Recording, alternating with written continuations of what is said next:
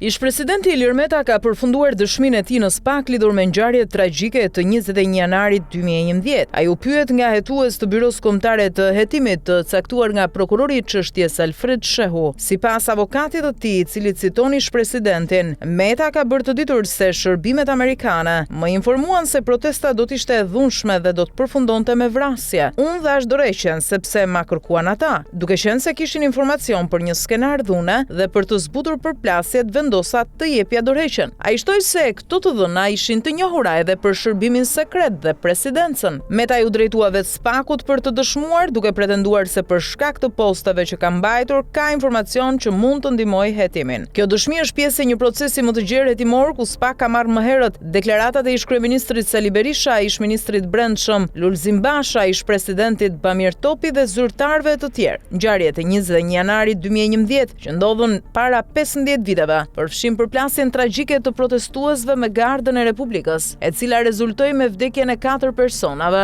Ziver Veizi, Faik Myrtaj, Hekuran Deda dhe Alex Nika. Hetimi i SPAK synon të zbardhë përgjegjësitë për dhunën dhe vrasjet gjatë protestës, ndërkohë që dëshmia e Metës mund të ofrojë informacion kyç mbi dinamikat e asaj dite dhe vendimet e marra në nivel institucional.